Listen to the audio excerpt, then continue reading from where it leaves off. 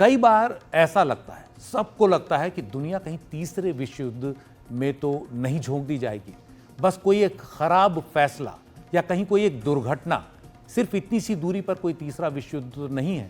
ये गलती कहीं भी हो सकती है, क्योंकि दुनिया में इस समय कई मोर्चे ऐसे हैं जहां कोई भी रणनीतिक गलती विश्व युद्ध के लिए चिंगारी बन सकती है। हम ऐसे ही कुछ मोर्चों से आपका तारुफ कराते हैं। सबसे पहले इजराइल ईरान युद्ध, जिस पर हम आपको लगातार जानकारी दे रहे हैं। ये पश्चिम एशिया है, इसमें इजराइल और ईरान अब आपस में भिड़ गए हैं। लड़ाई में पहले कुछ नॉन स्टेट एक्टर्स थे लड़ाके, जिसमें हमास है, हिजबुल्लाह, हूती, लेकिन अब दो देश आमने सामने हैं और इन दोनों देशों के बीच जो लड़ाई है वो न जाने कब बहुत ज़्यादा फैल जाए। ईरान के और इजराइल के समर्थन में अगर हम देखें तो इजराइल के समर्थन में अमेरिका है, कई पश्चिमी देश खुलकर हैं। ईरान के समर्थन की बात करें तो ईरान के समर्थन में खुलकर कोई नहीं आ रहा है।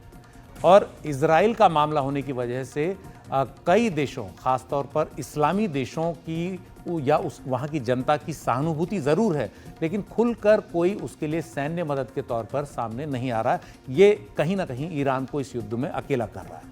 अरब देशों की बात करें तो ईरान से उनकी बहुत पहले से ठनती है। सऊदी अरब जो उनमें सबसे बड़ा है, या संयुक्त अरब अमीरात जो बहुत अमीर है, ये सभी देश अमेरिका परस्त माने जाते हैं, इसलिए कुछ बचकर चल रहे हैं। रूस और ईरान, रूस जो है ईरान के साथ ज़रूर खड़ा दिखता है, हालांकि अभी दोनों पक्षों से आज उसने संयम बरतने को कहा है, हालांकि वो खुद यूक्रेन के युद्ध में उलझा हुआ है। उधर अमेरिका और ब्रिटेन को लगातार ये आशंका रही है कि रूस ईरान को परमाणु हथियार बनाने से जुड़ी जानकारी और टेक्नोलॉजी मुहैया करा सकता है और इसके बदले में तेहरान रूस को यूक्रेन युद्ध में इस्तेमाल करने के लिए बैलिस्टिक मिसाइल सप्लाई कर रहा है। तो कहीं ना कहीं उन्हें साठगांठ लगती है रूस और ईरान के बीच में। अमेरिका के पूर्व राष्ट्रपति और रिपब्लिकन पार्टी के उम्मीदवार डोनाल्ड ट्रंप ने आगाह किया कि दुनिया एक और विश्व युद्ध के मुहाने पर है।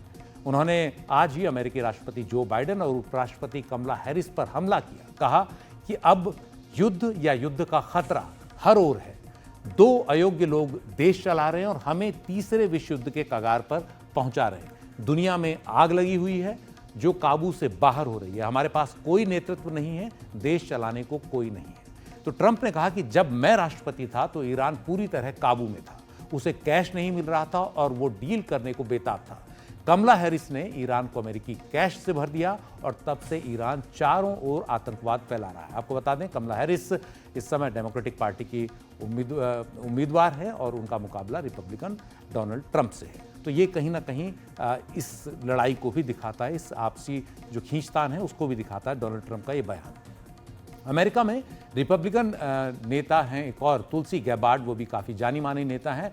उन्होंने कहा है कि कमला हैरिस के लिए एक वोट भी परमाणु युद्ध के लिए वोट होगा। उन्होंने कहा कि तीसरे विश्व युद्ध की चिंता पश्चिम एशिया से ही नहीं है, एक और बड़ा मोर्चा बीते 2.5 साल से खुला हुआ है। तो ये हम आपको लगातार बता रहे हैं कि कैसे तीसरे विश्व युद्ध की आहट हो रही है और कई बड़े लोग जो है इसका जिक्र कर रहे हैं। दूसरा जो मोर्चा है वो रूस यूक्रेन युद्ध का है।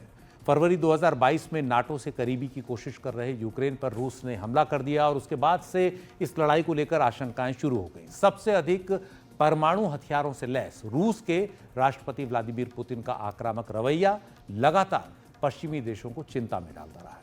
रूस को यूक्रेन का नाटो का हिस्सा बनना अपने लिए खतरा दिखता है और यही वजह है यूक्रेन पर रूस के हमले की बनी। पश्चिमी देश लगातार यूक्रेन को हथियार दे रहे हैं, आर्थिक मदद दे रहे हैं और उकसा भी रहे हैं रूस के खिलाफ। इससे रूस काफ़ी नाराज़ है, लेकिन रूस को भी अकेला नहीं समझना चाहिए। सामरिक और राजनीतिक हितों के मामले में उसे चीन का, ईरान का और उत्तर कोरिया का भी समर्थन मिल रहा है। इन पर भी हम आगे करेंगे बात। रूस यूक्रेन युद्ध का ये तीसरा साल है और युद्ध खत्म होने के कोई आसार नहीं दिख रहे हैं। रूस के एक स्वतंत्र मीडिया संस्थान मीडिया जोना के मुताबिक अगस्त के अंत तक रूस के 66,000 सैनिक यूक्रेन के साथ युद्ध में मारे जा चुके हैं। कई और आकलन में यह आंकड़ा इससे कहीं ज़्यादा है। उधर अमेरिकी अधिकारियों के हवाले से न्यूयॉर्क टाइम्स का अनुमान है कि यूक्रेन की सेना को भी भारी नुकसान हुआ है। उसके 70,000 से ज़्यादा जवान अब तक मारे जा चुके हैं और 1,20,000 से ज़्यादा घायल हो चुके हैं। तो ये इस युद्ध का पैमाना बता रहा है जिसको 2.5 साल से ज़्यादा हो चुके हैं। अब इसे लेकर भी विश्व युद्ध की कई आशंकाएं समय समय पर रही हैं। यूक्रेन के राष्ट्रपति वोलोदिमीर ज़ेलेंस्की चेतावनी दे चुके हैं कि रूस के आक्रामक रुख को अगर रोका नहीं गया तो ये नाटो के साथ लड़ाई में तब्दील हो सकता है, जिसका सीधा मतलब है तीसरा विश्व युद्ध, यानी वो भी तीसरे विश्व युद्ध की आशंका को लेकर डरा रहे हैं। 1962 के क्यूबा मिसाइल संकट के बाद पहली बार रूस और अमेरिका के रिश्ते इतने बुरे दौर से गुजर रहे हैं। यूक्रेन संकट की वजह से रूस और अमेरिका समर्थित नाटो के बीच लड़ाई छिड़ने का डर भी रहता है। इसी साल की शुरुआत में रूस के राष्ट्रपति व्लादिमीर पुतिन कह चुके हैं कि रूस पर हमले के लिए यूक्रेन को पश्चिमी देशों के हथियारों के इस्तेमाल की इजाजत दी गई है। यह कदम रूस और नाटो के बीच सीधी लड़ाई का खतरा पैदा करता है और इस तरह यह खुलकर तीसरे विश्व युद्ध से बस एक कदम दूर है।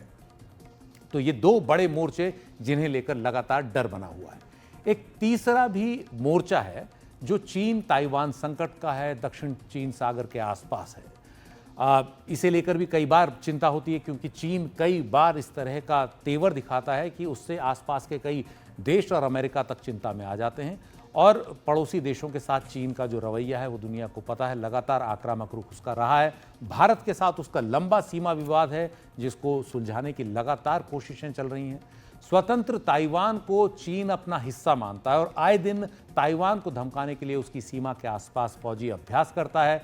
इसी साल अमेरिका के एक टॉप फौजी कमांडर ने कहा था कि चीन 2027 तक ताइवान पर आक्रमण के लक्ष्य की ओर बढ़ रहा है, और अगर ऐसा होता है तो ये भी एक फ्लैश पॉइंट है जहां से युद्ध हो सकता है, दुनिया को एक तीसरे विश्व युद्ध की तरफ धकेलने की तैयारी हो सकती है।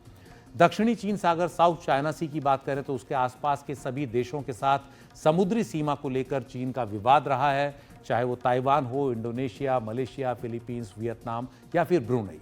जापान के साथ भी चीन का कुछ द्वीपों को लेकर सीमा विवाद रहा है, उसके साथ भी उसके संबंध अच्छे नहीं हैं। और चीन की आक्रामक रणनीति का असर दूर ऑस्ट्रेलिया तक महसूस होता है। चीन के साथ इस तनाव में शामिल देशों को अमेरिका का समर्थन मिल रहा है और इससे चीन और भी ज्यादा चिढ़ता है, या कहें कि और भी ज्यादा नाराज होता है। एक और चौथा मोर्चा है जो समय समय पर सुलगता है, उत्तर कोरिया का मोर्चा है, जहां जो है तनाव का केंद्र हैं वहां के तानाशाह किम जोंग उन। उन्हें लेकर कुछ भी स्पष्ट नहीं है, उनके तेवर किस तरह के रहते हैं और क्यों रहते हैं। अपनी देश की जनता के मानवाधिकारों की कीमत पर वो लगातार एक तानाशाह हैं, लगातार अपने परमाणु और मिसाइल जखीरे को बढ़ाने पर लगे हुए हैं। कब क्या कर दें इसकी गारंटी कोई नहीं दे सकता।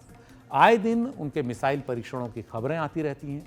दक्षिण कोरिया के साथ तो लगातार तनाव रहता है, विवाद है, और उत्तर कोरिया इस विवाद में हर वक्त उलझा रहता है और कई बार अमेरिका और उसके साथी देशों को इसीलिए धमकी भी देता है क्योंकि वो दक्षिण कोरिया के साथ खड़े हैं।